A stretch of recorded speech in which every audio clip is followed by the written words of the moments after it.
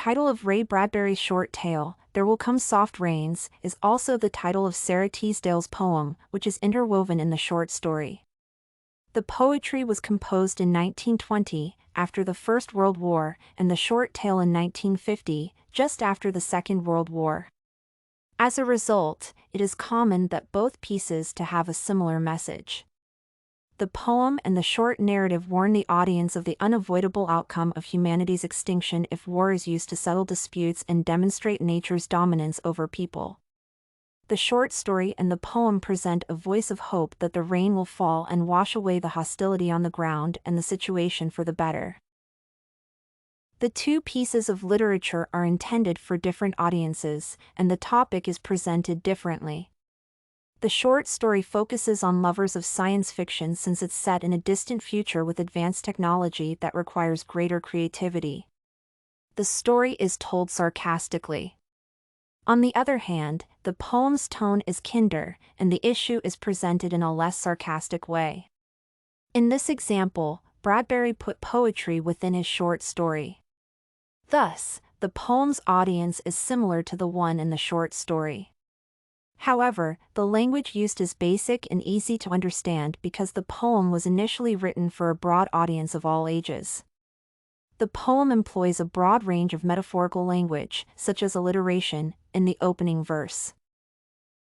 Once more, the character is missing from the tale, implying the annihilation of humanity. Third-person narration is used because the character is absent. The description, on the other hand, focuses on the home. The narrative begins with the humming of the voice clock early in the morning. Throughout the novel, this particular clock keeps the audience aware of the time and successfully links the entire plot. The house's autonomous system is meticulously designed. Breakfast is cooked in the kitchen, and every item is cleansed and dusted after breakfast. When it reaches time for cleaning, little robot mice rush out from the wall, cleaning and dusting the room. All of this is stated in such a sarcastic manner that the sophisticated system continues to operate when proprietors are absent. The sense of smell, sight, and listening are used again, like in the peace poem. The narrative and poem are titled similarly by the two authors. The soothing rain symbolizes how the dead are swept away, and fresh beginnings are made. They attempt to illustrate how nature continues to exist after humans have died. By contrast, Bradbury alludes to time throughout the short story. Everything was completed on schedule, and the family adhered to a strict daily routine. The house was mechanized and futuristic in design. Despite keeping the house clean, they liked cooking and residing here. The house needed to be cleaned, and everything had to be done so that nothing remained undone. In his short story, Bradbury employs symbols to demonstrate how humanity has come to rely on machines to dominate the environment. He employs mice as a metaphor for life. Human life is poised quite precariously between the natural world which we believe we have left behind and the technological world which has outdistanced us, and, to our misfortune, neither of these worlds needs us to be what it is, Bradbury writes. Humans work with various machines that work for them. Humans are unnecessary in the home since the house performs all the labor. Humankind is enraged and ready to destroy the earth because they utilize destructive weaponry with little regard for their fellow human beings. Little of our earth will remain when they employ nuclear power. As the bombs devastate humanity, a new peaceful society will emerge. In her poetry on nature, Teasdale claims that everything remained the same after the war. She writes more about the world, not bothering about what occurs around humanity since nature will carry on regardless of what transpires. People and houses would perish, yet the planet would continue to exist. The fire will destroy everything, although nature would return and never know what had occurred. Teasdale's point is that life will continue to exist beyond death. When the fire starts, the narrative comes to an end, commencing the start of an end. After rainfall, the smell of soil helps people know everything is new and clean again. It indicates that the planet is ready to restart. Teasdale's poem is about life after death.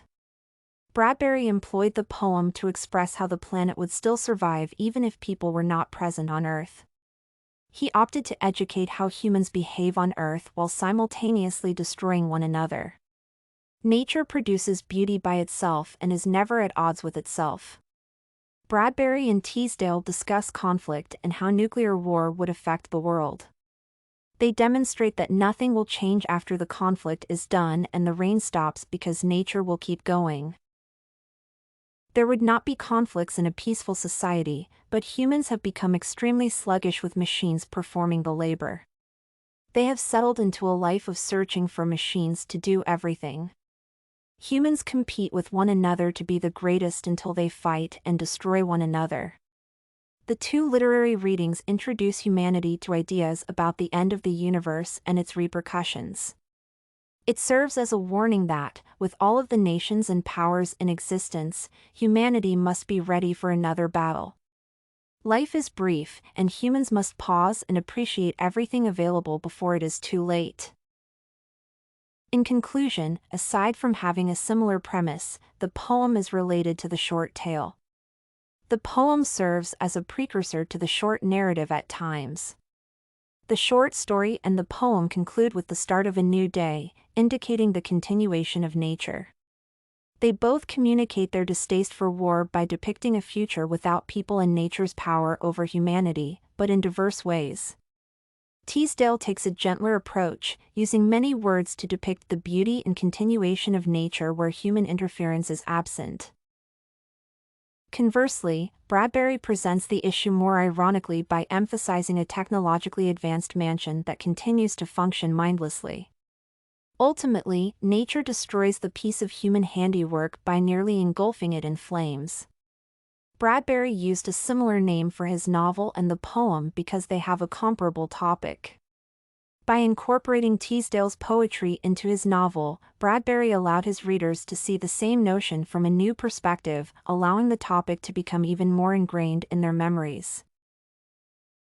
Everything you need for studies, essay samples, writing tools, and tips, you can find at studycorgi.com.